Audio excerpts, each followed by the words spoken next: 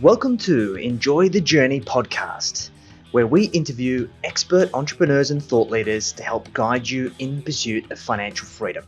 Presented to you by Jackson Milan, the Wealth Mentor, where we help service-based business owners remove cash flow bottlenecks, maximize their profits, and turn business profits into personal wealth.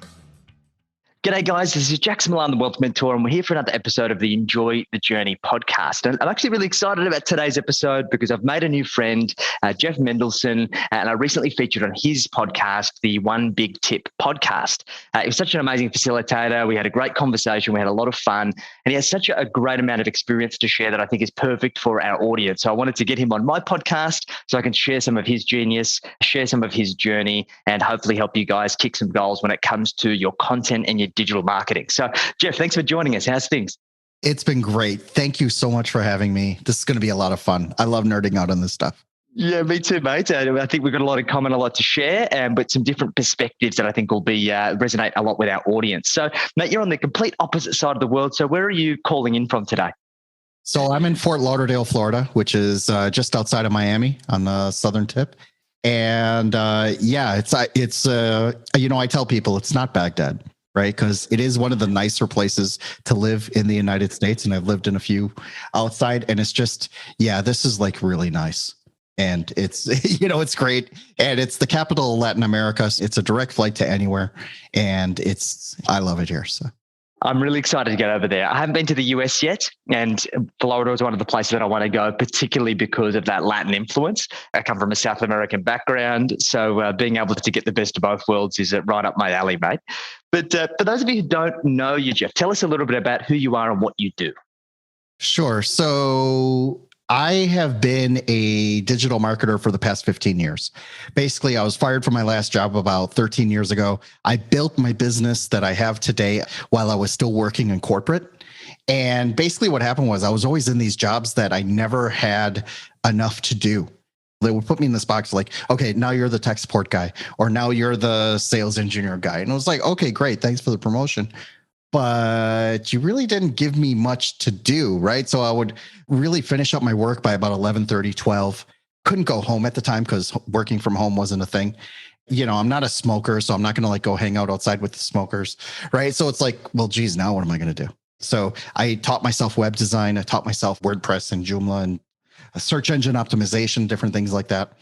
And things really turned around like when I got my first client, where I was like, oh, wait a second. This is great. Like an extra $500 a month in my pocket. Whoa, stop the presses. Like, this is really cool. And that bug just never left.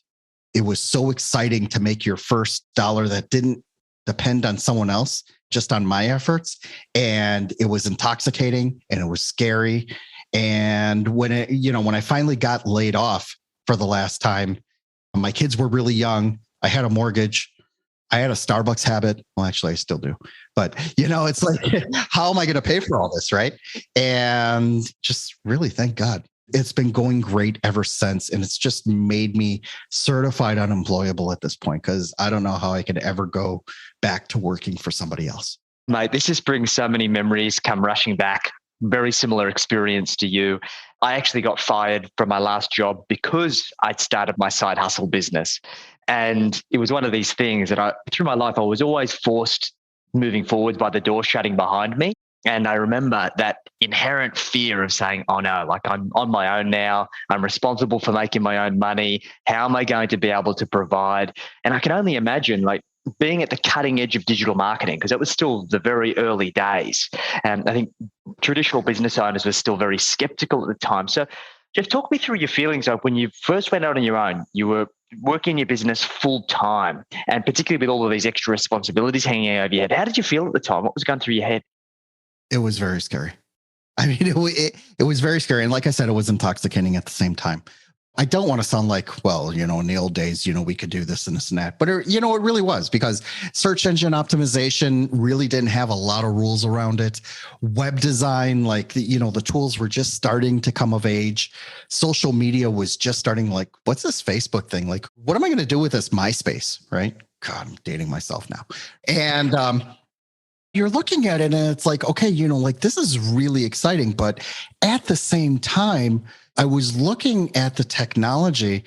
like the things I would keep in my head, keep as reference, right? So to give you an example, I also managed to get my MCSE certification, which is the Microsoft Certified Systems Engineer, right? So that basically made me a networking expert with Microsoft NT, with their products, right? And then I just realized, like, wait a second, this stuff isn't going to be around for much longer. Linux is up and coming. We have this new technology that you could download an operating system for free.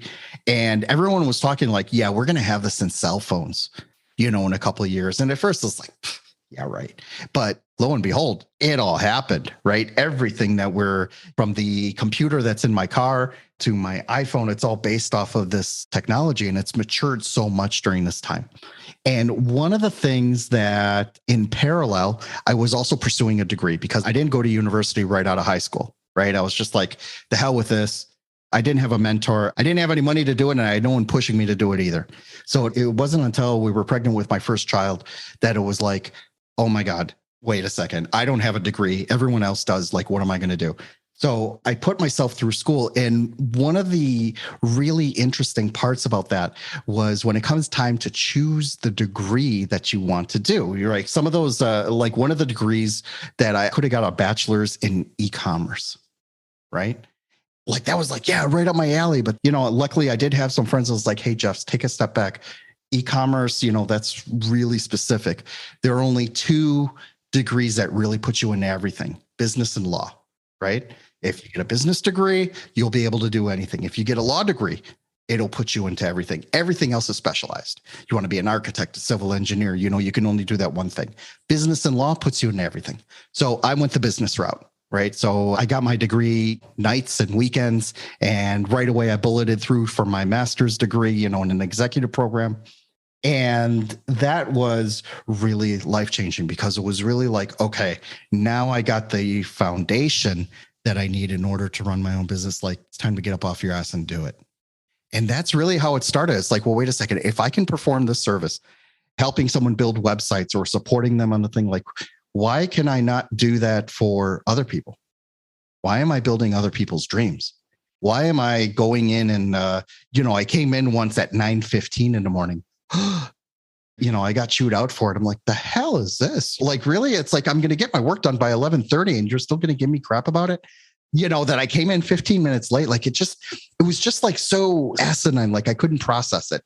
And once I was able to get that freedom of being my own boss and being my own, like, I'm the one that makes it happen, it really changes your perspective, because then people want to talk to you, but they want to have different conversations with you. Yeah. Like, no one just wanted to talk to me about, oh, Jeff's the technical guy, right? Jeff's the tech support engineer. No, Jeff, what do you think about this strategy?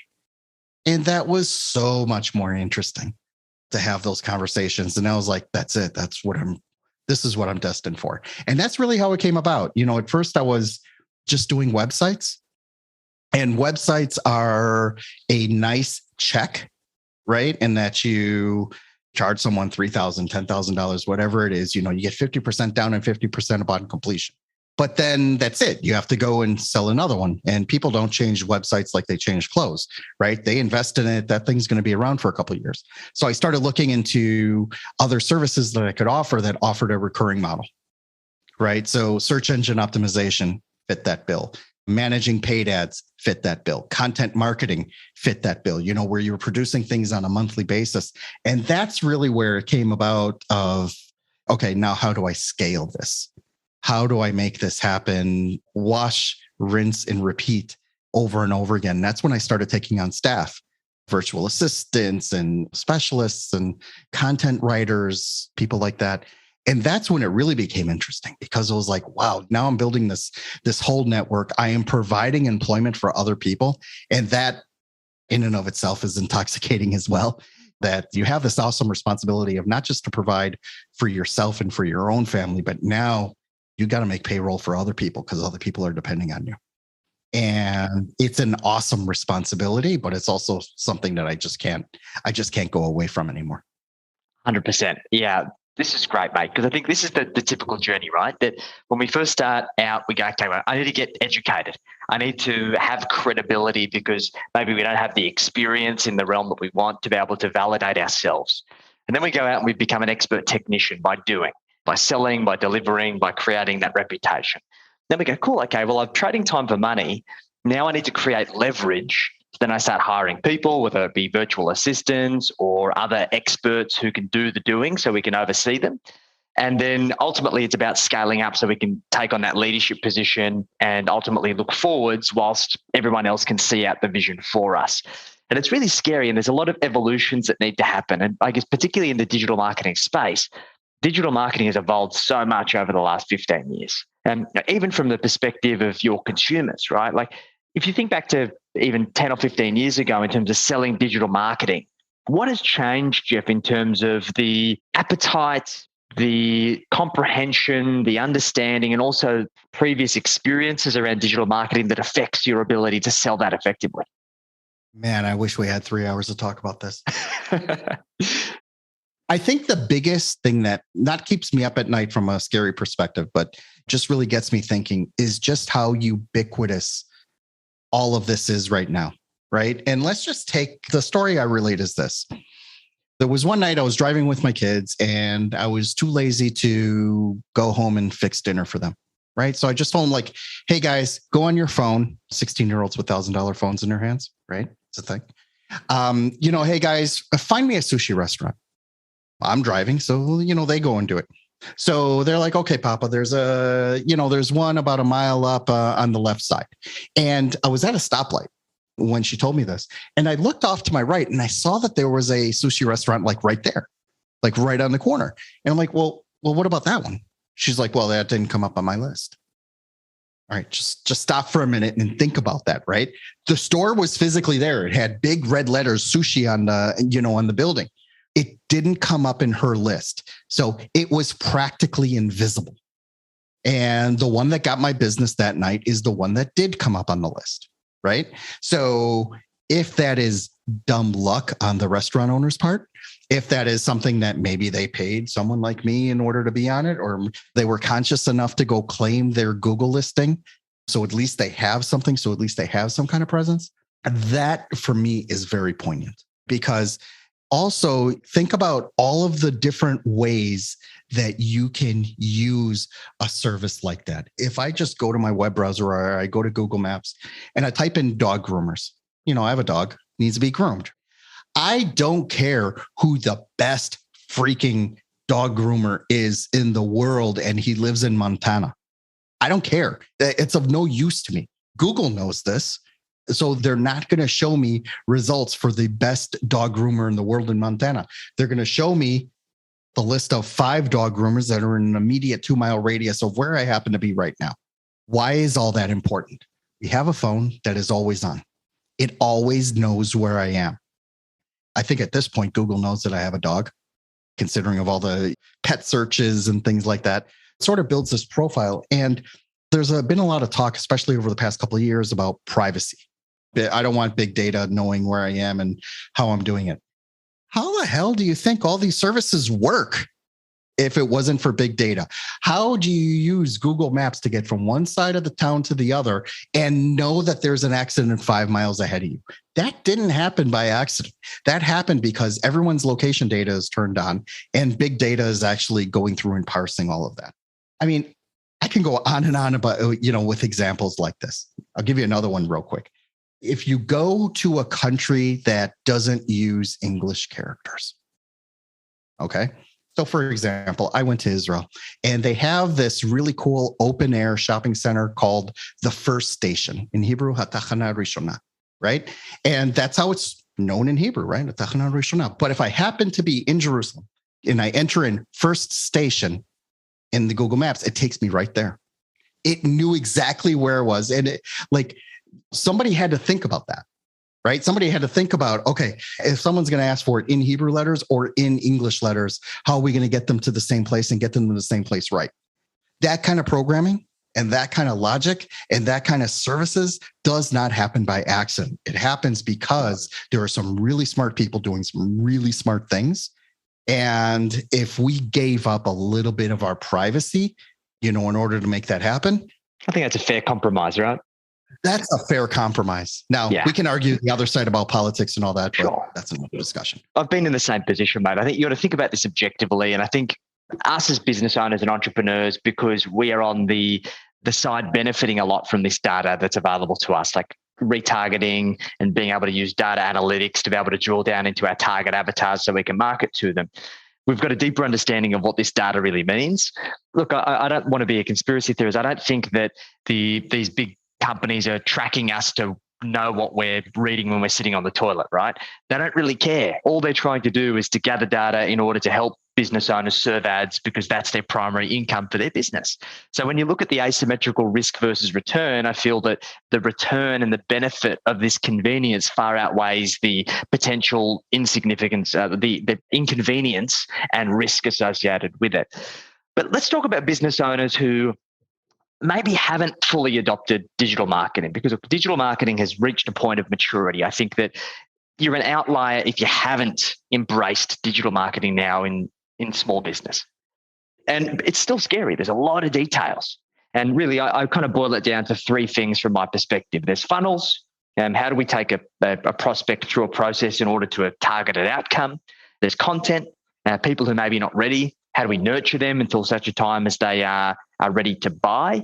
And then there's paid advertising. How do we expand to the top of the funnel to be able to build a bigger audience that we otherwise would take a very long time, or in some cases we wouldn't be able to build organically ourselves?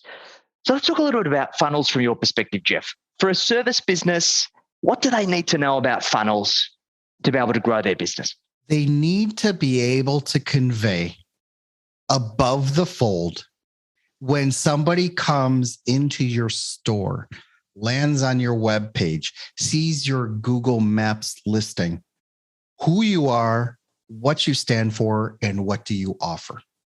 Okay, because a confused mind doesn't buy. So what happens is that a lot of people create what are called brochure websites, right? So you go to a convention and you always have this guy in a, with a tie that's like doesn't match everything else, and he's shoving a brochure in your face and he's like, "Here, read it." And it's like, all right, what happens with a brochure like that? Maybe you'll glance at it, you'll see a pretty picture, and it's going to go in the garbage just as quickly.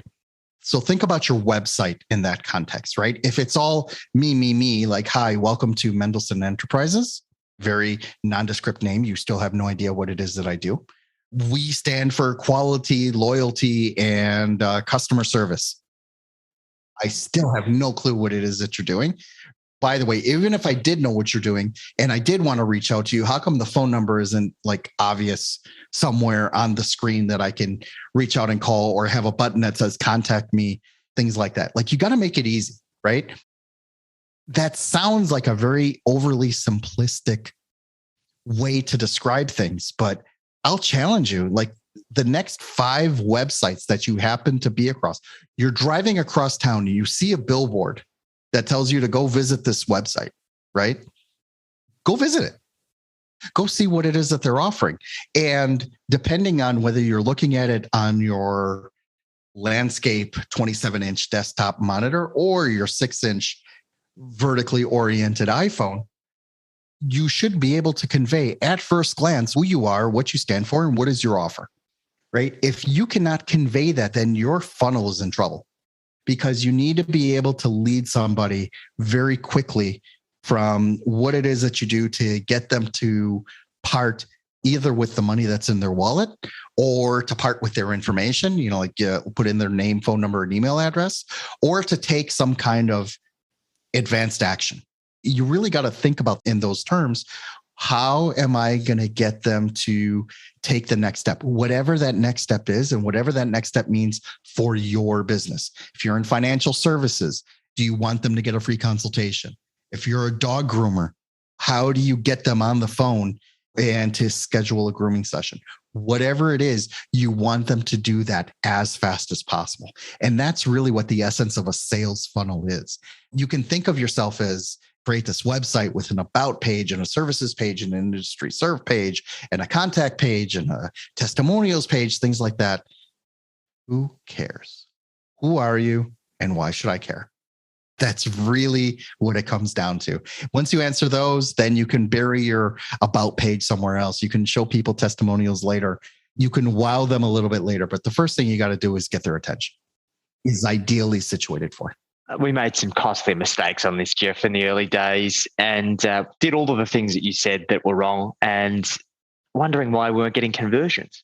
And when we boil it down, we just said, hey, look, let's present people with 3 options depending on where they are in the buying cycle. Give them some sort of free resource based on a common pain point or goal that they're trying to achieve. And we're just getting them to put their hand up in exchange for their information.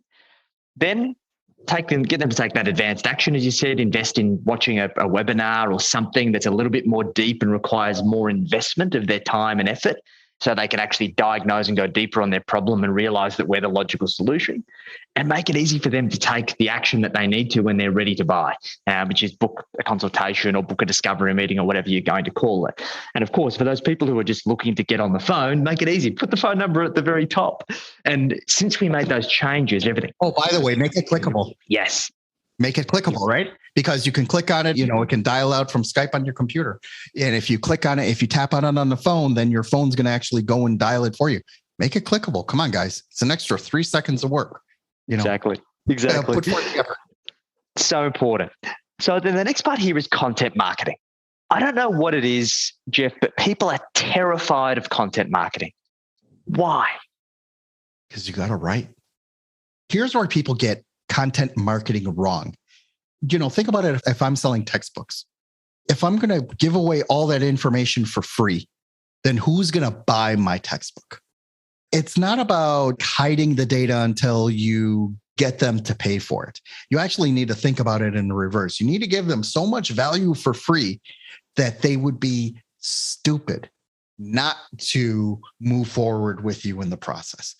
I'll give you an example. You're familiar with ClickFunnels and Russell Brunson and his books, right? So his value ladder is actually pretty simple. You can sign up for free on their website and, they'll give you 14 days free to ClickFunnels. You can buy his book, Expert Secrets, for $20. Go read it. You can then join their One Funnel Away challenge for $100. He's going to send you some more swag. There are going to be some more recorded videos. And you're basically, when you take those actions, you're actually raising your hand and self-identifying as, yes, I am more interested in this than other people. Now, here's the kicker. Go join his inner circle, his $25,000, $30,000 a year coaching program. Do you know what he does in those programs? He basically just coaches and him showing you videos of concepts that you could have read for yourself in the Expert Secrets book. You didn't need to spend the $30,000 a year in the coaching program. If you would have read the book and actually would have done the steps that he actually outlines in there and tells you how to do it, you could have saved yourself a heap of money. The truth of the matter is, very few people will do that on the first try, 7th try, 14th try, because they'll read it and like, maybe this is for me, maybe it's not for me. Or maybe it's like, well, I need to be told what to do. Or maybe I need a coach, to kick my butt and motivate me in the morning and teach me how to wake up at 4 a.m. so that I can seize the day and things like that. But the fact of the matter is all of the information, and I mean all of it, is available online for free. The fact that you paid $20 for the book just raised your hand a little bit to say, yes, I'm more interested in this than others. The fact that you joined the One Funnel Away challenge, you raised your hand a little higher. You joined their coaching program, you raised their hand a little bit higher. You go to the ClickFunnels convention every year in Orlando or Nashville, wherever it is that they have it. You raised your hand a little bit higher. That's how they keep you in. And there's nothing wrong with this. It's a brilliant system. I have the books right here. Go back and reference them, whenever you need to, because you do need to reread it. Not everyone has this photographic memory. What you need to do, though, is that you actually need to do the work in order to implement it. And what you'll notice is that those that actually do the work and implement it, that's why they started the hashtag, do what Russell says. If you just do it, he told you to do a webinar every week for a year. Did you do it? Because if you didn't, go start. If you've done a webinar every week for a year and it still doesn't work for you, okay, at least now we have something to talk about. But if you didn't put in the work in order to do it, then you can't really complain if this stuff works or it doesn't work. 100%. And this is universal, Jeff. Like, I've always been told when you pay attention. And when you pay a lot of attention. And we do exactly the same thing. Like I give away all of my IP for free in my books. We literally give them away. We give them all the calculators, all of the tools, all of the worksheets. And people just don't do it. And it's when they finally say, hey, I need some help, and they reach out and we share with them all of the stuff they already know. They're already speaking the lingo, but just because we wrap our arm around them and say, hey, Jeff, it's okay. Just go do this, go do that. Hey, this is how to do it. Come on, you got this. And it's that little bit of extra support and accountability and help with the implementation that gives people the confidence to go the whole hog. And that's where they get the results. And I'm sure it's no different for you. You're very giving with your IP. And I'm sure that you still get people who know all what they need to do, but they just want to pay you for you to support them in getting that outcome, right?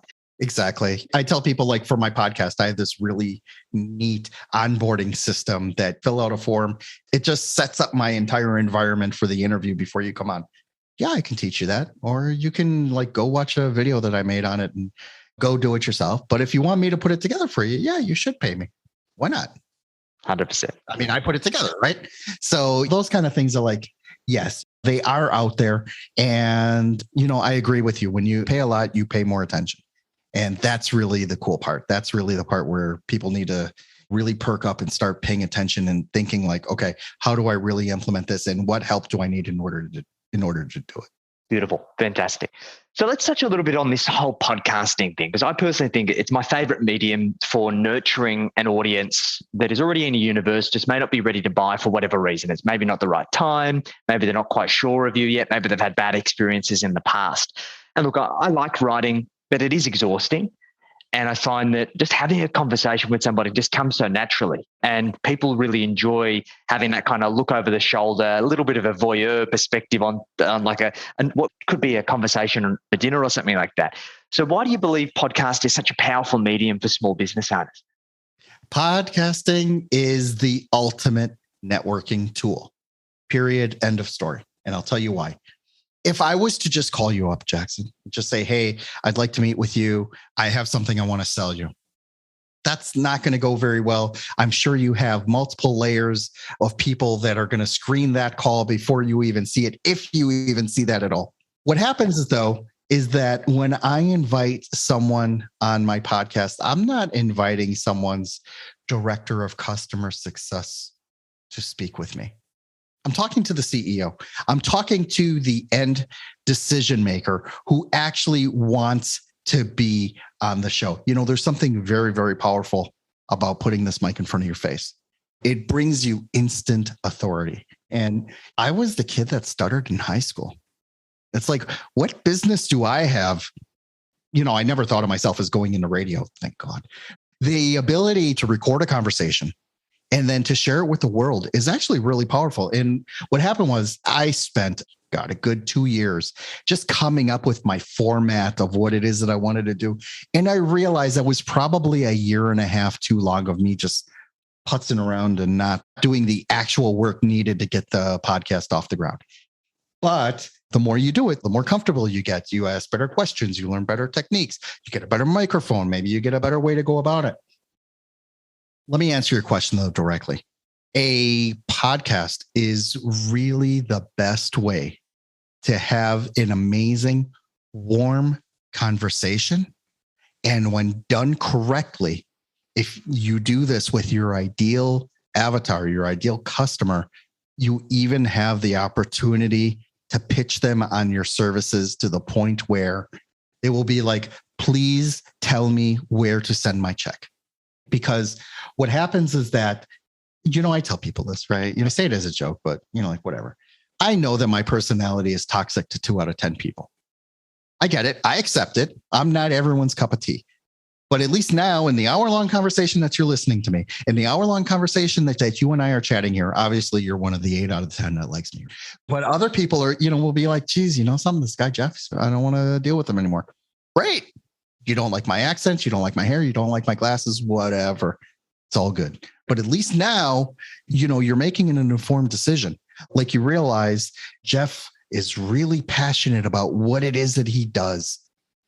And he wants to share it with the world. And that's great. That's right up my alley as well. And Jackson, really wants to make things happen. And that's why he's putting together this medium so he can share this platform with others so that others can benefit from it as well. That is just an amazing job that we're doing here. Well, let me tell you, there is a very even exchange of value in this conversation. You're getting content. I'm helping you produce content. We're talking about things that we really like in our conversation. We talked a lot about how your business and how you guys help people. I'm spilling the beans on mine. If this conversation helps one person, I don't even need to know who that person is, but if it does, and if it resonates, and if someone's driving in their car listening to this and they're like, and then they take action on it, our job is done. We can go home, kiss our wives. It's all good. That's it. And it doesn't need to be perfect, right? I'll tell you what's funny. That brings back memories of my first YouTube video that I did. And baby-faced, no beard, if you can imagine it. I'd faked putting on a deeper voice than what my voice actually was to try and fake authority. And I was shaky and stuttery, and it was just so cringeworthy. And I actually deleted it, Jeff, and I regret it. I wish I left it there. I wish I did, because it would have been so great to throw back to. Because the reality is your first video or your first podcast or your first piece of content is the next logical step to your 100th. And it's just that perseverance that is what's going to get you success in anything in life. Because the reality is most people are not an overnight success. Overnight success, 10 years in the making. Exactly right. You took the words right out of my mouth.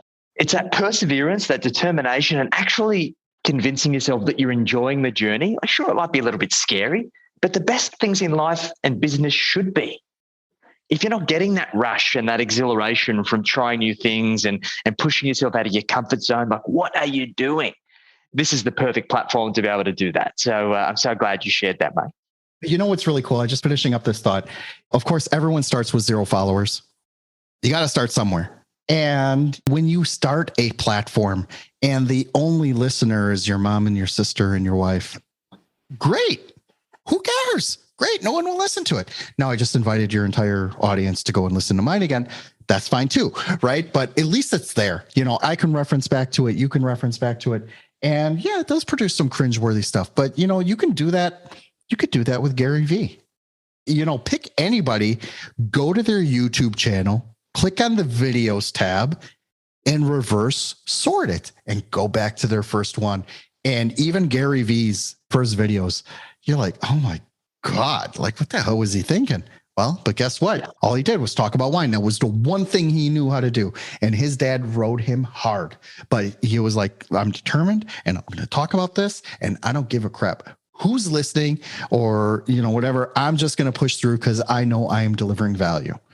And I know those are like really lofty type. Well, look at this guy, it's like, yeah, he's Gary Vee. Yeah, but he wasn't always Gary Vee. He was just this loudmouth New Yorker, just talked a lot of shit all the time. And, at some point, people started paying attention. That's exactly what's happening here. 100%. All you really need is 1,000 true followers. You don't need 100,000 or 1 million followers. You don't need to be a Kardashian here. I love that. So, mate, let's look to land this plane. I'd love to summarize your top 3 tips for small business owners. If we were to take some of the golden nuggets that you've shared today, summarize it into the top 3 tips that you would advise small business owners to do to grow their business using digital marketing, what would those top 3 tips be? I am partial to podcasts, and I'll tell you why. Let's just take this conversation, right? As soon as we're done, we stop recording, we can send it to be transcribed. Transcriptions now cost pennies. Right. I think I pay like $10 a month for 6,000 minutes of transcriptions, which is nothing. You take that, it becomes a transcription. You get your admin assistant to take out the nuggets and that becomes the blog post. Zoom in on where the value bombs are. That becomes your audiograms or that becomes the quotes on your social media. There's so much content that you can pull out of this 30-minute conversation.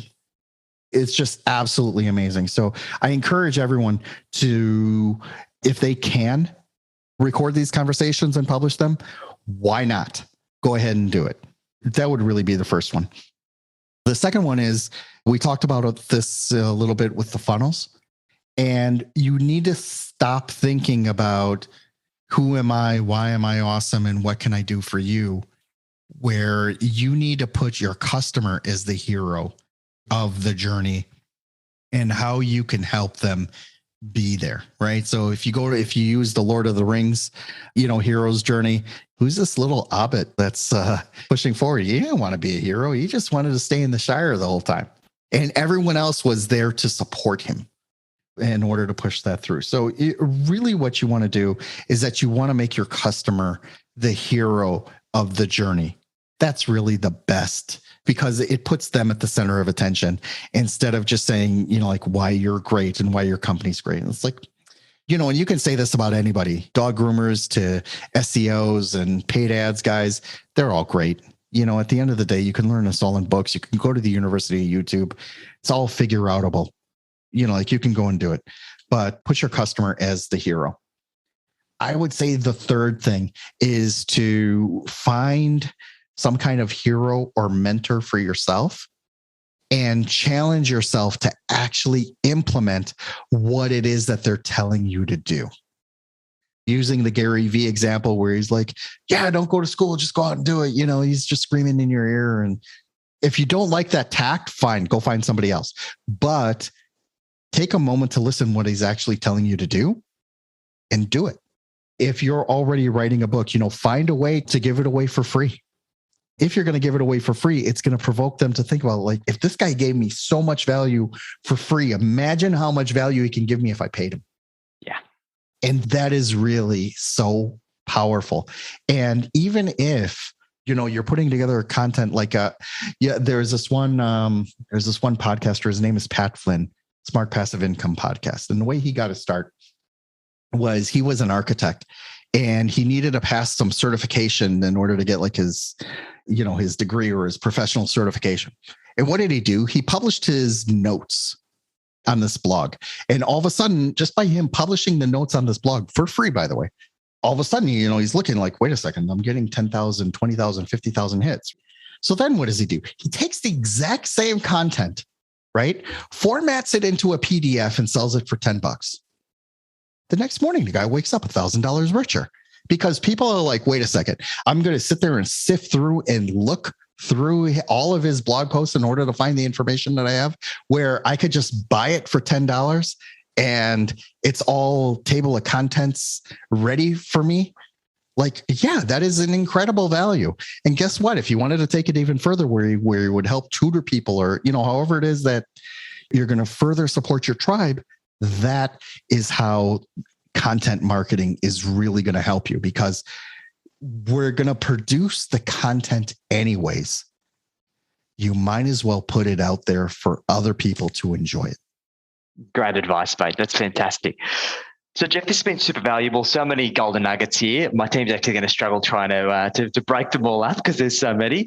But, mate, I'm sure this has resonated with some people who've been listening or watching. So have you got a resource to share, or how are people best to get in contact with you if they want to reach out to have a chat?